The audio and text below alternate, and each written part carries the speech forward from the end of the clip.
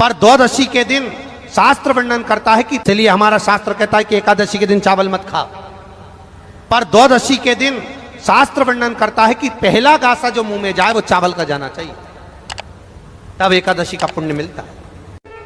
हमारे यहाँ तुलसी के कुंड का भी विधान है। गोल कुंडा है ऐश्वर्य देगा, चौकोर कुंडा है। आप लोग कई बार देखे होंगे किसी किसी के यहाँ चौकोर तुलसी का क्यारा होता है, कुंडा होता है, वो वंश बढ़ाता है। षडाकृति का है, वो धन देता है, संपदा देता है।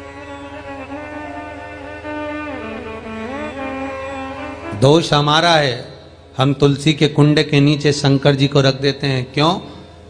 कि यहीं तुलसी जी को पानी चढ़ाएंगे, यहीं शंकर जी को चढ़ा देंगे। दोष है।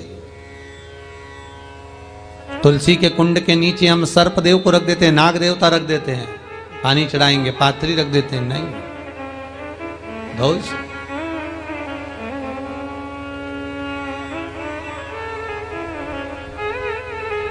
उसका दोष हम सबको स्वयं अगर गलती करते हैं तो स्वयं को भोगना। कैसा कुंड हो, 7 तरह के कुंडों का व्याख्यान तुलसी के रूप में कहा गया है महाराज। पहला गोल, दूसरा चौकोर, तीसरा षडाकृति, चौथा त्रिवेणी, 3 कोने वाला कुंडा। शास्त्र कहता है जिसके मार्ग घर में टुकड़े हो रहे हों, घर विभाजन की ओर हो रहा हो, तो 3 कोण का कुंडा घर में रखकर पूजा करने पर परिवार एक हो जाता है। 5वां, गार्डन में बिना कुंडे का, बिना कुंड का जो तुलसी का पौधा रोपित होता है, बिना कुंड के एक बगीचा जैसा बो दिया जाता है, तुलसी तुलसी उत्पन्न हो जाती है। महाराज, वहां पर संपदा तो रहती है पर चिंता बहुत रहती है, टेंशन बहुत रहता है। क्यों? घर के दरवाजे के बाहर इतनी सारी बगीचे में तुलसा कर दी।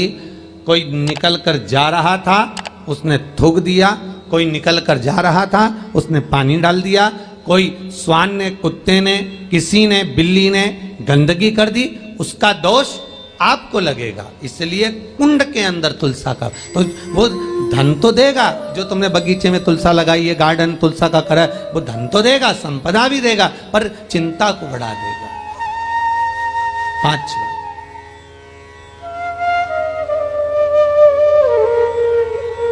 महाराज, 6, तुलसी के कुंड को 3 धार पर लटका कर रखना। कई जगह पर आपने देखा होगा तुलसी का जो कुंडा होता है उसको 3 जो तार होते हैं, 3 जो चेन होती है, उस पे लटकाया जाता है। महाराज, विष्णु पुराण उसका भी व्याख्यान करती है। महाराज, वहां व्यक्ति के कार्य उन्नति की सीढ़ी की ओर बढ़ जाते हैं। जैसे भोजन की थाली लग गई, भोजन तैयार हो गया, बस खाने बैठे हो और थाली खसक गई, समझ लेना कि तुलसी को अधर पर लटका कर रखा है। इसलिए कार्य तो हो रहे हैं, बनने वाले हैं, 4 दिन बाद ये काम होने वाला है, 8 दिन बाद ये काम होने वाला है, लग रहा है कि इसमें इतना फल मिलेगा, लग रहा है इस व्यापार को करेंगे तो इतना फायदा हो जाएगा, सब कुछ करा, लाखों रुपए लगा भी दिए, थाली मालूम पड़े खसक गई, अधर लटका है तुलसी। 7 क्रम है तुलसी के, ये 6ठा क्रम बताया। तुलसी का 7वां क्रम,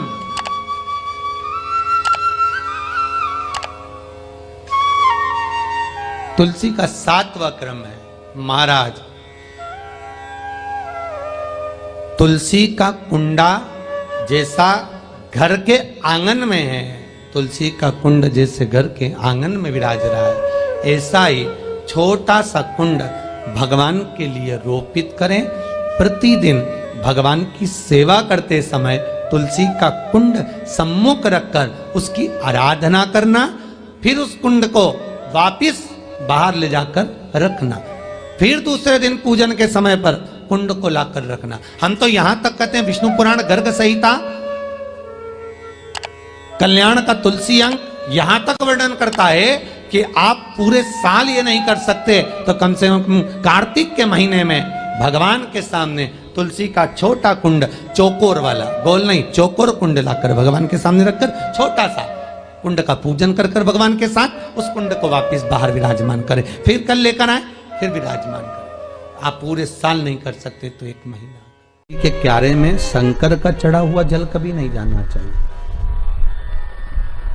आप लोग अगर भगवान को थाली में, आपके घर में भगवान हैं बहुत सारे, होते हैं आप लोगों के, सभी लोगों के यहाँ होते हैं बहुत सारे भगवान, ठीक है, गणेश जी भी हैं सबके यहाँ, अरे बोलो तो लड्डू गोपाल भी हैं, फिर देवी देवता भी हैं बहुत सारे, फिर शंकर जी भी हैं, तो सबको एक ही थाली में रख लिया और थाली में रखकर सबने उनको स्नान कराना चालू कर दिया।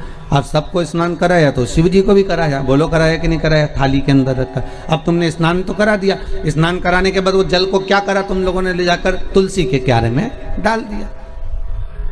तो महाराज जी पहले के समय में क्या कालसर्प दोष, पितृदोष नहीं होता था? बिल्कुल नहीं होता था। पहले के समय में ना कालसर्प दोष होता था ना पितृदोष होता था। क्यों? तो क्या घर में लोगों के शंकर जी नहीं होते थे? होते थे। लोग शिव जी को स्नान कराते थे, पर घर में बगीचा, खलियान, खेत, वृक्ष इतने लगे होते थे कि शंकर जी को स्नान कराने के बाद वो जल को ले जाकर, वो भगवान को स्नान कराने के बाद जल